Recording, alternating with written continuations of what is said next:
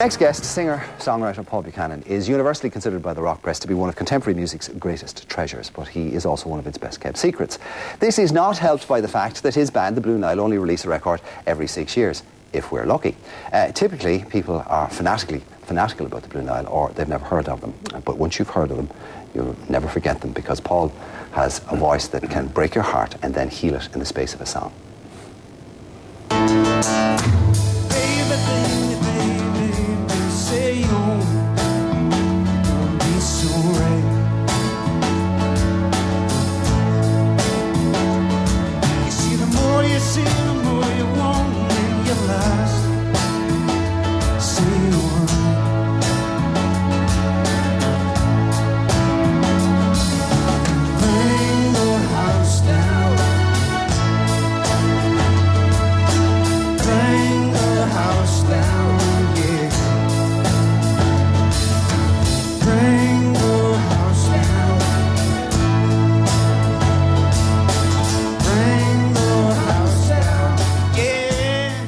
Paul Buchanan, it's a pleasure, and let me declare myself right at the very start. I've been obsessed with music since I was 7. I'm now 50, so for 43 years I've been in and around the business, and I've only ever written to one band, and it's his band. And I actually got a reply, so I feel like a 16-year-old girl backstage at a Westlife gig.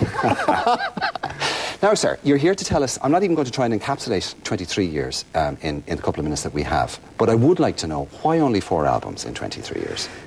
I think I was playing hard to get. You succeeded. Might have overdone it. Just a bit, just a wee bit.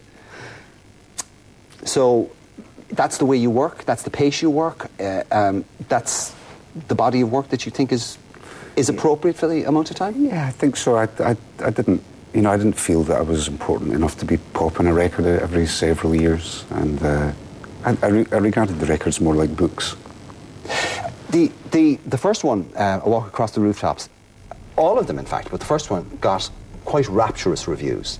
I mean, it is still considered to be a landmark record, and there are a lot of people. I mean, Phil Collins based his sound in the 80s, I know, because his engineer admitted it on that record. Now that sets the bar very high.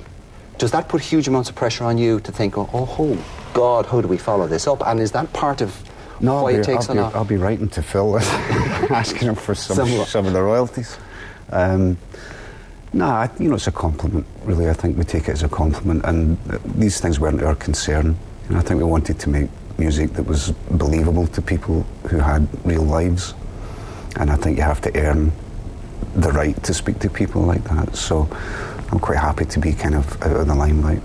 But when the critics are so extravagantly praiseworthy of you, and I mean not just one record, and a lot of bands can have 1, 2 or 3 records in a row where they're they're the darlings, but you've had 4, and you've had them over 20 odd years. I'm just waiting for the axe to fall, though, Mark. Do you know what I mean? It's only a question of time. Right. Well, I doubt very much that that's going to happen, because I from what I gather, the quality control that goes into it is quite extraordinary, and it's very evident on the record. The latest one, High, is beautiful, beautiful record. Thank you. Now, you also don't tour that often, and this is something that you want to rectify, because you're coming back to Ireland again. Yeah, I was here playing the Electric Picnic there, and I'm coming back in November, late November, to play in Vicar Street. Yeah. Now, this is a solo gig, or is it? Not really, no. I mean, it's the Blue Nile. One member at the Blue Nile didn't feel like doing it this time, so as a kind of act of grace, we just said to him, well, we'll do it under another name until you make your mind up what you want to do, but not to all intents and purposes. It's well, I mean, all the ads are, it's Paul Buchanan of the Blue Nile. I'm a megalomaniac, what can I tell you? And I take it the set list will be, so therefore for Blue Nile nutcases, of which there's a considerable number in this country, they can expect all the back catalogue. Yeah, absolutely. It's a Blue Nile gig, and we're looking forward to it. I mean, it's coming back here is sort of like family, really, for us. So. Well, you were based here for a little while. Yeah, we came here. We had the typical Dublin experience. We came for 4 days, and we stayed for months and months and months. And I remember we were supposed to leave at one point. We were in a taxi driving around Stephen's Green having a last look. And somebody said, we're not leaving, actually, are we? We were due to leave in the morning. And somebody said, we're not really leaving, are we? Well, you're Glaswegian, so did you? I presume you felt... It's the same thing. Yeah, you felt at home here, did you? Yes. One of the things, for people who don't know the band, right, the music is beautifully produced to a very high sheen, very high polish, very atmospheric, always very melodic. There isn't anything discordant orally. The lyrics, different kettle of fish altogether. Some of those can really jar and hit you hard. But I'm just thinking about did you ever think we'd like a hit single? Was that ever on your agenda? Did you ever try? Are you capable of it?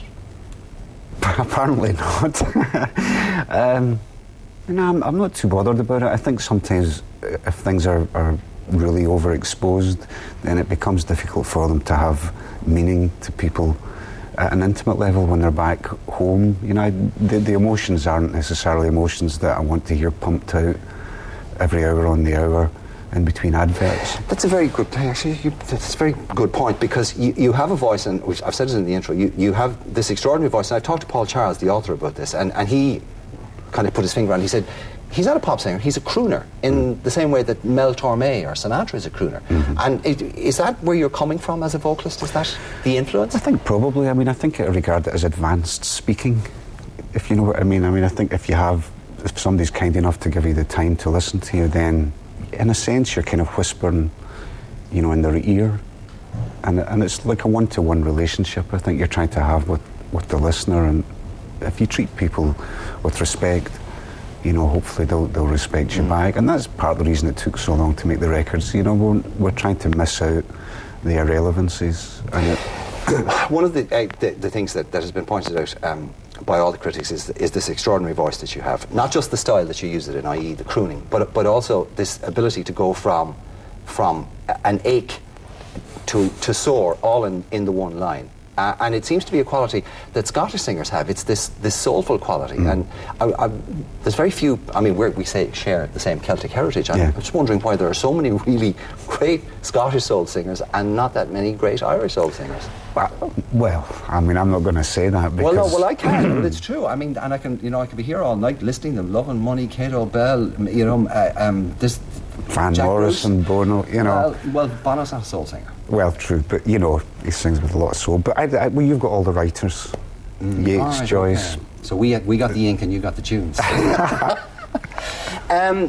Vicar Street goes on sale when? I'm sorry, but I don't know that. This is right, but the date is on. It's on the 21st of November. Now, yes. What can we expect on the night? We can expect all the Blue Nile songs, but is it a full band show? Yeah, it's a full band. There'll be bells and whistles and... I think what you'll get is you'll hear all of the Blue Nile records or selection of that played live. Also, Paul Charles told me that you're incorporating some very interesting covers. Yeah.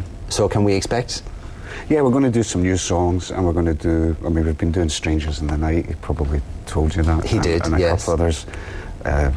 So yeah, we'll be doing all that stuff. Yeah, it'll be good. Oh, I think it'll be more than good. Are you coming? Try and keep me away. It's been a pleasure. Seriously, this is one of the beauties of what I do. Every now and again I get to meet one of my heroes. And if I've been a little self-indulgent, well, bear with me. All right? We'll take a break. See you back here in a few minutes' time.